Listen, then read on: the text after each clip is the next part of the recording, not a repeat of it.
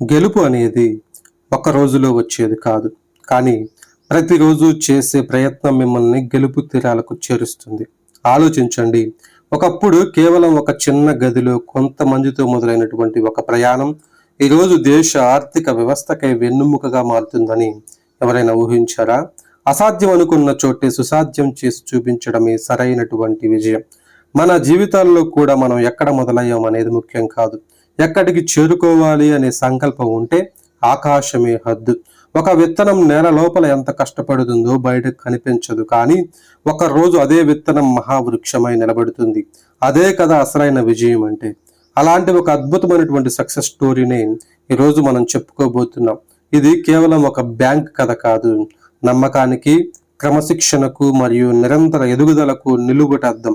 మన Nifty 50 series లో భాగంగా ఈరోజు మనం మాట్లాడుకోబోయేది భారతదేశపు ప్రైవేట్ బ్యాంకింగ్ రారాజు హెచ్డిఎఫ్సి బ్యాంక్ సామ్రాజ్యం గురించి. Welcome to explore Telugu channel. కథలోనికి వెళ్తే 1994 సంవత్సరం అప్పటి భారతదేశం బ్యాంకింగ్ చిత్రం చూస్తే అది పూర్తిగా ప్రభుత్వ బ్యాంకుల చేతుల్లో ఉండేది. ఎస్బీఐ, పిఎన్బి, కెనరా బ్యాంక్ వంటి సంస్థలు దశాబ్దాలుగా రాజ్యమేలుతున్నాయి. ఆ రోజుల్లో బ్యాంకు మెట్లు ఎక్కాలంటే సామాన్యునికి భయంగా ఉండేది. గంటల తరబడి క్యూలో నిలబడడం, అనేక ఫామ్స్ నింపడం, అధికారుల చుట్టూ తిరగడం ఇదే నిత్య కృత్యం. సరిగ్గా అదే సమయంలో భారత ప్రభుత్వం ఒక చారిత్రాత్మకమైనటువంటి నిర్ణయం తీసుకుంది. ఆర్థిక సంస్కరణలలో భాగంగా 1991లో భారత ఆర్థిక వ్యవస్థ తెరుచుకుంది. ప్రైవేట్ రంగానికి బ్యాంకింగ్ లైసెన్సులు ఇవ్వడం మొదలైంది. అదే అవకాశాన్ని అందిపుచ్చుకుంది హెచ్డిఎఫ్సి బ్యాంక్. ఇప్పుడు హెచ్డిఎఫ్సి అంటే మనకు బ్యాంక్ గుర్తొస్తుంది, కానీ హెచ్డిఎఫ్సి బ్యాంక్ పుట్టుకకు ముందే హెచ్డిఎఫ్సి లిమిటెడ్ అనే హౌసింగ్ ఫైనాన్స్ కంపెనీ ఉండేది. దాన్ని స్థాపించింది హాసీముఖం అయిన ఒక పెద్ద మనిషి. పేరు హసాముఖ్ బాయ్ ఫారేక్. 1977లో ఆయన హెచ్డిఎఫ్సి లిమిటెడ్ మొదలుపెట్టినప్పుడు ఒక లక్ష్యం ఉండేది. సామాన్య భారతీయుడికి సొంతింటి కళ నిజం చేయాలని. ఇళ్లకు లోన్స్ ఇవ్వడం అప్పటికి చాలా కొత్త కాన్సెప్ట్. అందరూ అనుమానంగా చూశారు, కానీ ఫారేక్ నమ్మకంతో ముందుకు సాగారు. ఆ బలమైనటువంటి పునాది మీద నిలబడి 1994లో హెచ్డిఎఫ్సి బ్యాంక్ పుట్టింది. మొట్టమొదటిగా చైర్మన్ జగదీష్ కపూర్ నాయకత్వంలో, సిఈఓగా అదితి పంత్ నేతృత్వంలో బ్యాంకు మొదలైంది. ఆ తొలి రోజుల్లో ముంబైలోని ఒక చిన్న ఆఫీసులో కేవలం కొద్ది మంది ఎంప్లాయీస్ మేము మార్పు తెస్తామని అందరికీ చెప్పారు. నవ్విన వాళ్ళు ఉన్నారు, కానీ ఆ చిన్న నమ్మకమే రాబోయే 3 దశాబ్దాల్లో ఒక మహా సామ్రాజ్యానికి బీజమవుతుందని ఆ రోజు ఎవరు ఊహించలేదు. ఆరంభంలో ఎన్నో సవాళ్లు. మార్కెట్లో ఇప్పటికే పేరున్న ప్రభుత్వ బ్యాంకులతో పోటీ, కస్టమర్లలో ప్రైవేట్ బ్యాంక్ అంటే అవిశ్వాసం, మూలధనం సమీకరించే సవాలు. కానీ హెచ్డిఎఫ్సి దగ్గర ఉన్న ఆయుధం ఒకటే, అదే సర్వీస్. కస్టమర్కు కావాల్సిన సౌకర్యాన్ని వేగంగా, పారదర్శకంగా అందించడం మొదలుపెట్టారు. ఆ రోజుల్లో ఒక కస్టమర్ గవర్నమెంట్ బ్యాంకులోకి వెళ్తే పని అయ్యేందుకు 3 రోజులు పట్టేది. హెచ్డిఎఫ్సిలో అదే పని ఒకే రోజులో అయ్యేది. ఆ తేడా చాలా పెద్దది. ఒకరికి నచ్చింది వాడు 10 మందికి చెప్పాడు. ఆ 10 మంది మరో 100 మందికి చెప్పారు. మెల్లమెల్లగా నగరాల నుండి పల్లెల వరకు తన శాఖలను విస్తరించింది. కేవలం డిపాజిట్లు తీసుకోవడమే కాకుండా సామాన్యుడి సొంతింటి కలను నిజం చేస్తూ హోమ్ లోన్స్ ఇవ్వడం మొదలైంది. వాహనం కొనాలంటే వెహికల్ లోన్, పిల్లలకు చదువు చెప్పాలంటే ఎడ్యుకేషన్ లోన్, వ్యాపారం పెట్టాలంటే బిజినెస్ లోన్. హెచ్డిఎఫ్సి అన్నిటికీ తలుపులు తెరిచింది. ఒక సామాన్య కుటుంబం జీవితంలో ఒక బ్యాంక్ పార్ట్నర్గా మారిపోయింది. అది వట్టి కార్యాలయం కాదు. అదే సమయంలో వచ్చినటువంటి మరో విప్లవం టెక్నాలజీ. 2000 సంవత్సరం పూర్వమే హెచ్డిఎఫ్సి ఇంటర్నెట్ బ్యాంకింగ్ మొదలుపెట్టింది. ఏటీఎంస్ లో నగరాల్లో పెరిగాయి. ఆ రోజుల్లో ఇంటర్నెట్ బ్యాంకింగ్ అంటే చాలా మందికి తెలియదు, కానీ హెచ్డిఎఫ్సి అది పరిచయం చేసింది. దేశంలో చాలా మంది మొదటిసారి ఇంటర్నెట్ బ్యాంకింగ్ వాడింది హెచ్డిఎఫ్సి ద్వారానే. టెక్నాలజీని ఆయుధంగా చేసుకుని కస్టమర్ ఎక్స్పీరియన్స్ ని ఒక్కో స్థాయికి పెంచుకుంటూ వెళ్ళారు. ఈ ప్రయాణంలో వారు నేర్చుకున్న అతి పెద్ద పాఠం ఏమిటంటే రిస్క్ మేనేజ్మెంట్. 1000 కోట్లు అప్పులు ఇవ్వడం ముఖ్యం కాదు, ఇచ్చిన అప్పును తిరిగి వసూలు చేసే క్రమశిక్షణే ఈ బ్యాంకును ఇతర బ్యాంకుల కంటే భిన్నంగా నిలబెట్టింది. 2008లో ప్రపంచాన్ని అల్లకల్లోలం చేసిన గ్లోబల్ ఫైనాన్షియల్ క్రైసిస్ గుర్తుంది కదా. అమెరికాలో పెద్ద పెద్ద బ్యాంకులు కుప్పకూలిపోయాయి. లెహమన్ బ్రదర్స్ దివాలా తీసింది. ప్రపంచ ఆర్థిక వ్యవస్థ వణిగిపోయింది. ఆ సంక్షోభం భారతదేశాన్ని కూడా తాకింది. చాలా భారతీయ కంపెనీల్లో నష్టాల్లో కూరుకుపోయాయి. కానీ ఆ అగ్ని పరీక్షలో హెచ్డిఎఫ్సి బ్యాంక్ నిటారుగా నిలబడింది. ఎందుకంటే వారు ఎప్పుడు అవసరానికి మించి రిస్క్ తీసుకోలేదు. లోను ఇచ్చే ముందు 100 సార్లు ఆలోచించేవారు. ఆ జాగ్రత్త తుఫాను వేళ నిలబడడానికి కారణమైంది. 2020లో కోవిడ్-19 వచ్చినప్పుడు మళ్ళీ అదే పరిస్థితి. దేశం లాక్డౌన్లో ఉంది. బిజినెసెస్ మూతపడ్డాయి. ఆర్థిక వ్యవస్థ ఆగిపోయింది.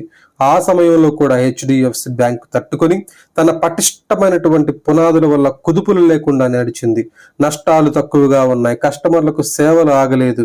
డిజిటల్ బ్యాంకింగ్ మరింత బలపడింది. తుఫాను వచ్చినప్పుడు బలహీనమైనటువంటి చెట్లు పడిపోతాయి.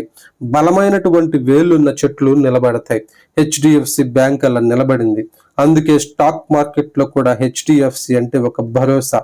మార్కెట్ పడినా, ఎకానమీ కుంగినా హెచ్డిఎఫ్సి అనే పేరు వినగానే ఇన్వెస్టర్స్ కి ఒక నమ్మకం కలుగుతుంది. ఆ నమ్మకం ఒక్క రోజులో రాలేదు. 3 దశాబ్దాల నిజాయితీతో సంపాదించుకుంది. 2023 సంవత్సరం భారత కార్పొరేట్ చరిత్రలో ఒక అద్భుతమైనటువంటి అధ్యాయం రాశారు. హెచ్డిఎఫ్సి లిమిటెడ్ మరియు హెచ్డిఎఫ్సి బ్యాంకు విలీనమయ్యాయి. ఇది కేవలం 2 కంపెనీలు కలవడం కాదు. ఇది ఒక మహా సంగమం. హౌసింగ్ ఫైనాన్స్ లో దిగ్గజమైనటువంటి హెచ్డిఎఫ్సి లిమిటెడ్, బ్యాంకింగ్ లో రారాజు అయినటువంటి హెచ్డిఎఫ్సి బ్యాంకు ఒకటయ్యాయి. ఈ మెర్జర్ వల్ల ఏం జరిగింది ఆలోచించండి. ఇళ్లకు లోన్స్ కావాలంటే ముందు హెచ్డిఎఫ్సి లిమిటెడ్ దగ్గరికి వెళ్ళాలి, బ్యాంక్ అకౌంట్కి హెచ్డిఎఫ్సి బ్యాంకు దగ్గరికి వెళ్ళాలి అని వేరువేరుగా ఉండే. ఇప్పుడు అన్ని ఒకే రూఫ్ కిందకు వచ్చాయి. కస్టమర్ కు కన్వీనియన్స్ రెట్టింపు అయ్యింది. కంపెనీ బలం ఇనుబడించింది.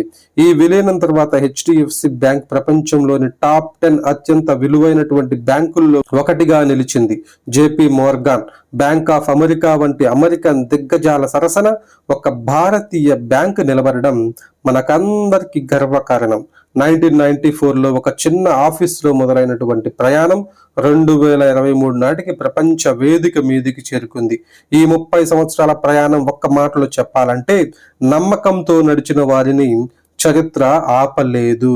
ఇప్పుడు హెచ్డిఎఫ్సి బ్యాంక్ సంఖ్యలు చూస్తే మనకు ఆశ్చర్యం అవుతుంది.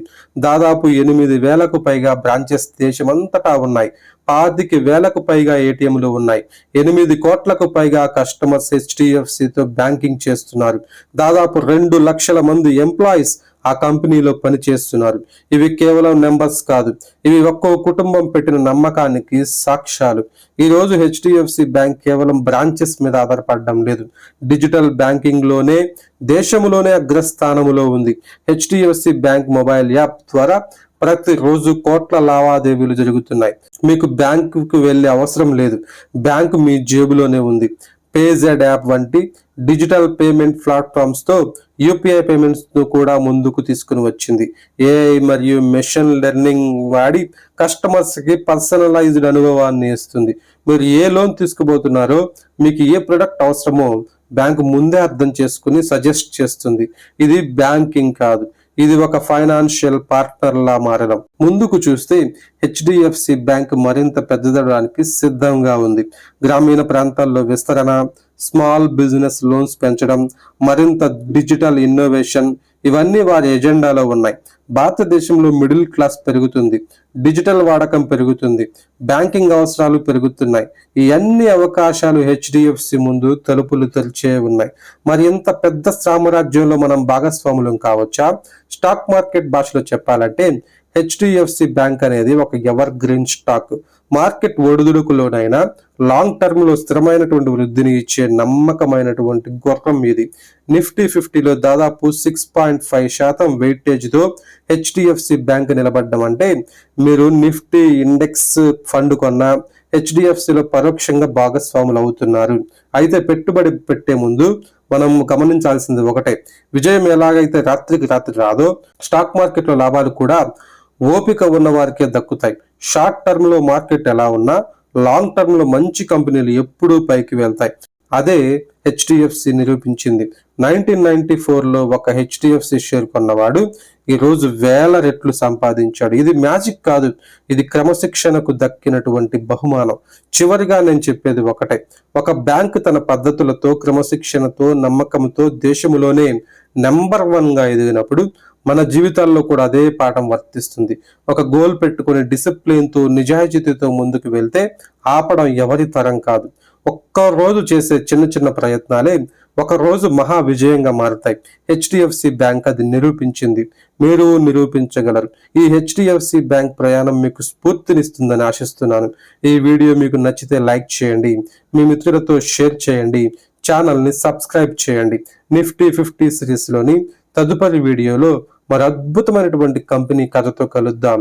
అప్పటి వరకు సెలవు. జై హింద్.